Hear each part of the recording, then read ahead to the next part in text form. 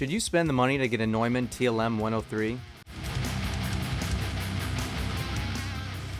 Ooh, welcome back to the mix. I'm ABD. Today we're doing a review of the Neumann TLM 103 condenser microphone, which is one of the budget microphones from Neumann. It's their second most affordable microphone in that range. They have the TLM 102, which is a few $100 cheaper than this, and it has a more robustly built-in pop filter. There is no pop filter on this. We will be using a Stedman pop filter, a metal mesh filter, to see how much of a difference that does make for plosives. And we'll just go through some real-world demos of what you might be using this mic for. And so now that we've introduced it, we can do a quick kind of unboxing of what it looks like when you receive the mic. So the box that it comes in looks like this. Neumann logo on the front, and it opens on the side here. There's a little latch.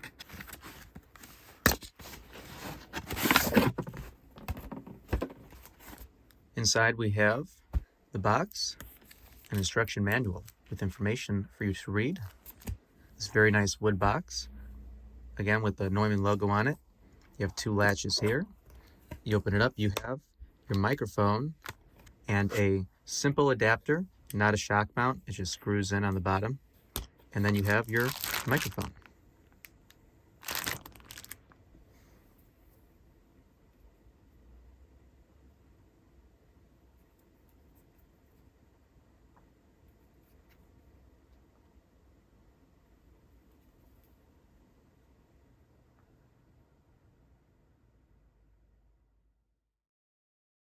And back to our demo of the mic. We have it on a normal mic stand, and as you saw in the unboxing, it does not come with a shock mount. There is a more expensive version that does come with the fancy Neumann shock mount, which is quite a bit more expensive. And in this case, you don't get the protective capabilities of a shock mount. And so right now I'm kind of demonstrating the kind of noise you might deal with if you bump the mic or if you touch the mic. The build quality of the mic is exceptional, made out of all metal. Made in Germany. Neumann is a German company. The TLM 103 was under $1,000 when it first came out in 1998, and it's been around for a long time since then, and it's found its way into a lot of producers' homes and studios around the world because of that price point. And it's based on the famous Neumann U87, which is about a 3 times as expensive microphone, and that comes with a transformer. The TLM stands for transformerless microphone. And they have the TLM 102, like we talked about earlier, the TLM 103, which is a little more popular. Phineas and Billie Eilish famously use a TLM 103. John Mayer has used one in the past. Pharrell Williams has famously used one. Kendrick Lamar has used one before. And it's just a great all-around mic. For vocals, it sounds good on male vocals and female vocals. We're going to demo it today on electric guitar and acoustic guitar and vocals. But people use it for podcasting. Jay Leno had one on his desk famously for years. And so that's a little bit about the mic. For some more specifications about it, we can go over those now. So like we said, it's a condenser microphone. It has a cardioid directional pattern, a frequency range of 20 hertz to 20 kilohertz. It has a rated impedance of 50 ohms. It has a rated load impedance of 1 kilo ohms.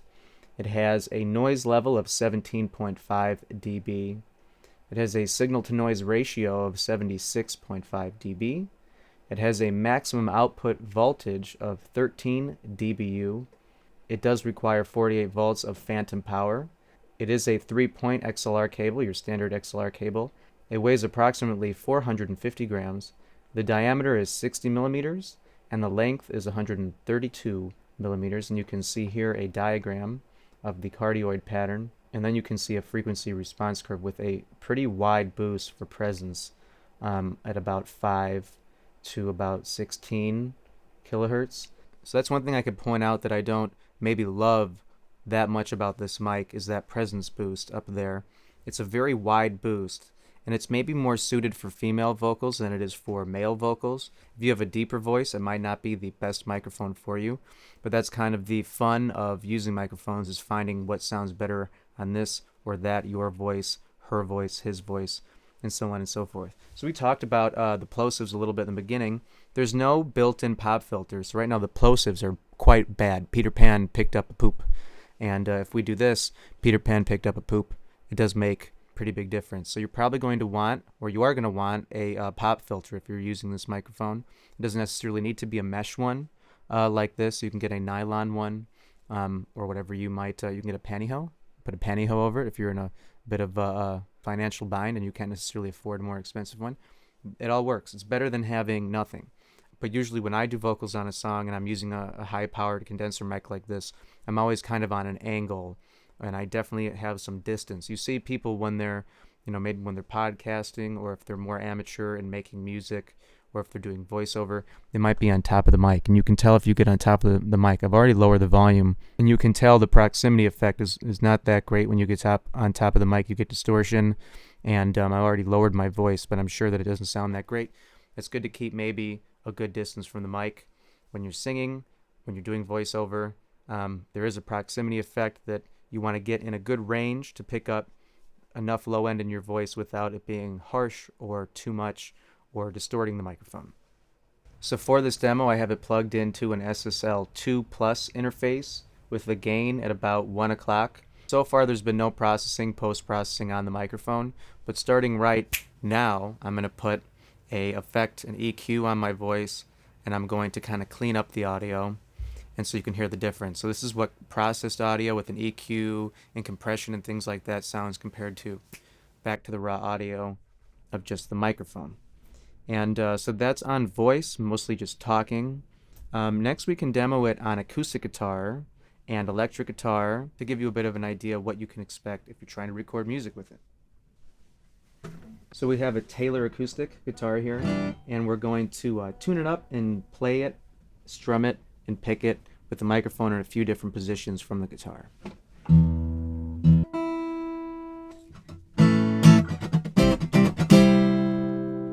Just some strumming with the microphone kind of far away from the guitar. This is not really an ideal position you would use if you were recording guitar, but this is what it sounds like.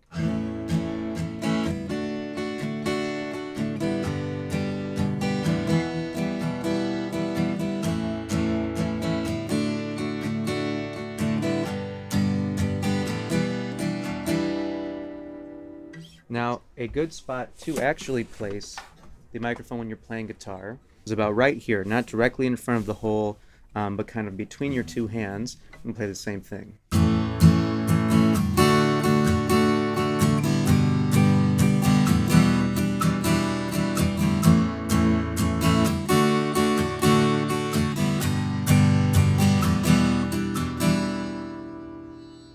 And so that was strumming, and here's what finger picking sounds like.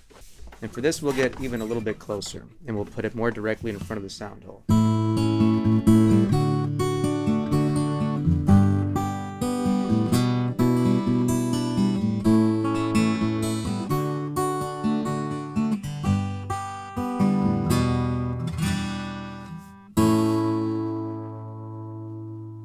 Cool. So that was with the mic and the acoustic, and now we can try electric guitar with an amp.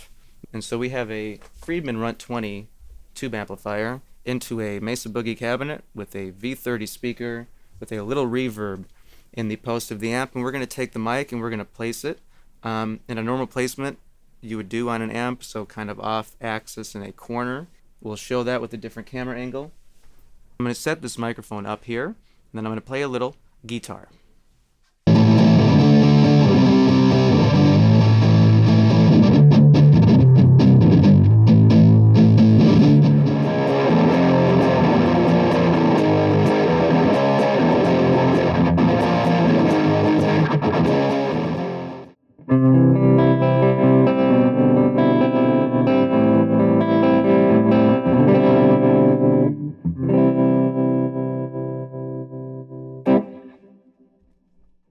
Alright, so that was a demo of electric guitar, and before that acoustic, but should you go out and spend as much money as this microphone is to get a Neumann product in your life? If you really so much need to have the Neumann brand in your life, and you have the money, and you want this mic, and you think it'll make you a better musician, then go for it. It won't make you a better musician, but it's all about how you feel about making music. When you sit down, what are the vibes? How do you want to be inspired? And if this mic inspires you, and you can afford it, and you're not busting the bank, go for it. I think it's a great microphone. Again, it might not be for everybody's voice. It does, I think, sound better on female vocals, but but that doesn't necessarily mean that it's not for you. It might sound good on your vocals, or you might just want it for guitar or for a podcast or something like that. And in that case, if you liked how it sounded that much more than every other mic out there, then go for it. There are, I think, some really good options that compete with this mic for a fraction of the cost. Lewitt has a few mics that I think sound great in comparison to this mic. Rode also has great microphones that I think compare with this mic. The Rode NTA-1 or just the Rode NTA are both great microphones. And Audio-Technica makes really great, really affordable microphones too. So you don't need to necessarily go out and spend all this money to have great sounding productions or records. You can do that with cheaper microphones and great production anyway. But what did you think? Again, leave a comment. Appreciate you for watching. And I hope you found that interesting. There's more stuff on my channel. If you enjoyed that, like, subscribe, share the video. That would be great. Thank you very much for watching. I love you very much. And sing all the time. Play guitar. Make music. Bye now.